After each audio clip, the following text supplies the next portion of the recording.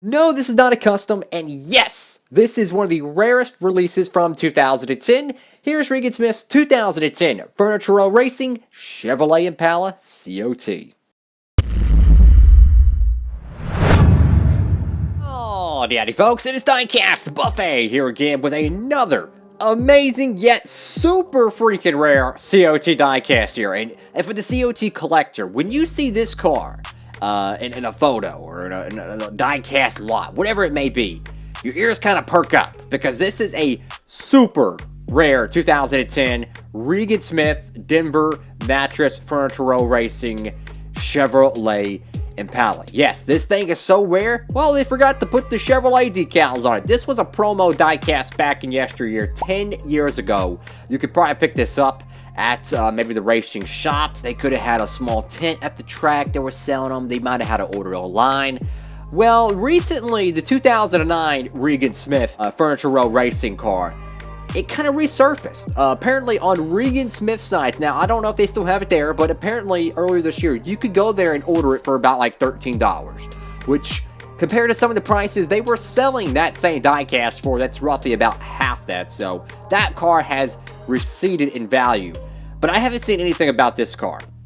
Now, this one, I tell you, is in fabulous condition. Very blessed and grateful to have this car. This is a matte finish diecast, and to my knowledge, this thing is just absolutely stunning, and I think y'all would agree with it as well.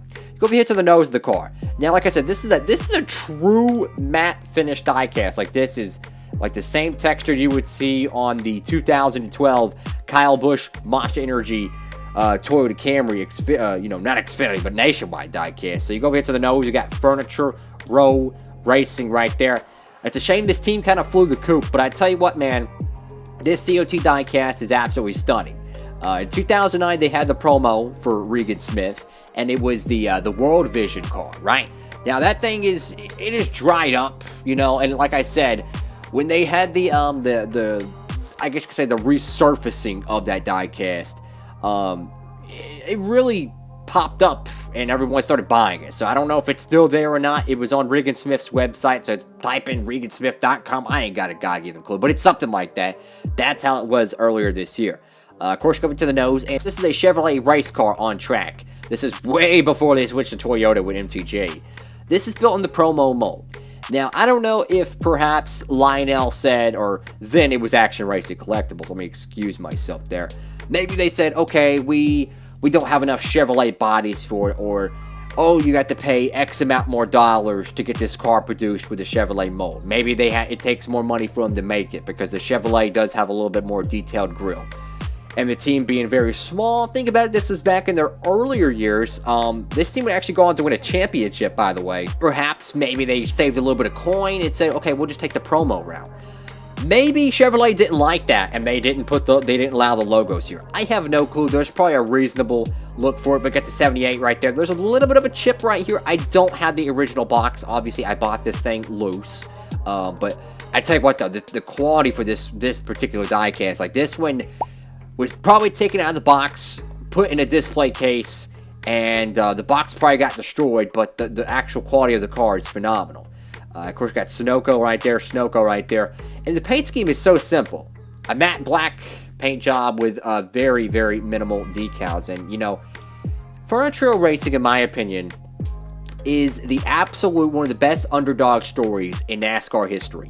And in fact, if NASCAR still survives 20, 30 years down the road, don't be surprised one of these big networks make a full-fledged documentary on it, because if you look at it, this team went from rags to riches.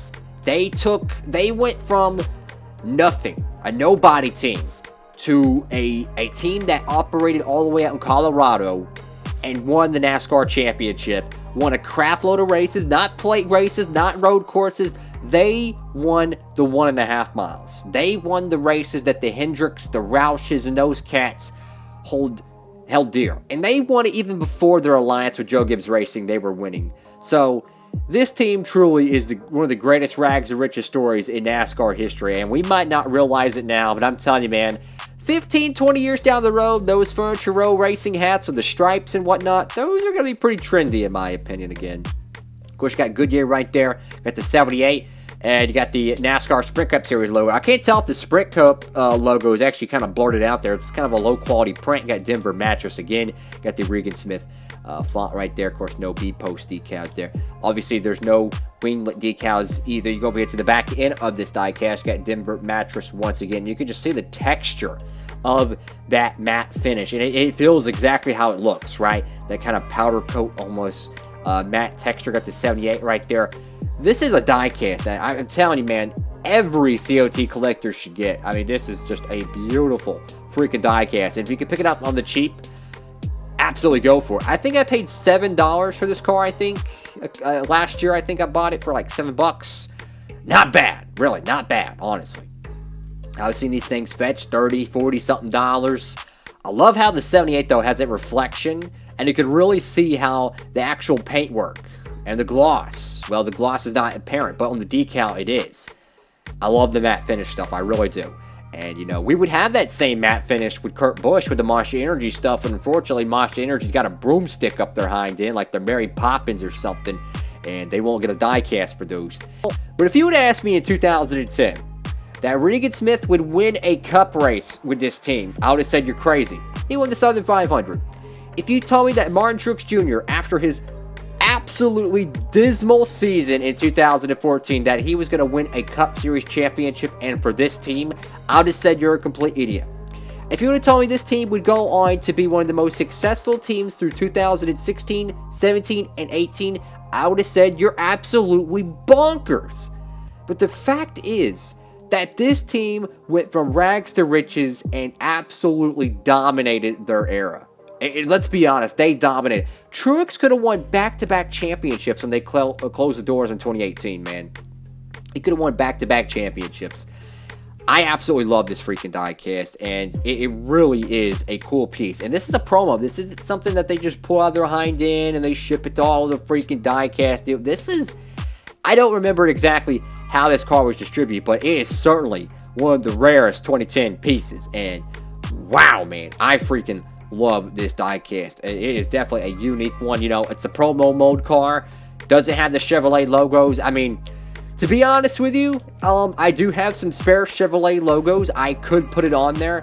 The only problem is, though, I would have to clear coat that, and it would be glossy, and I'd have to go back over with some kind of matte clear coat. It obviously wouldn't be the same texture as this was sprayed on in 2010.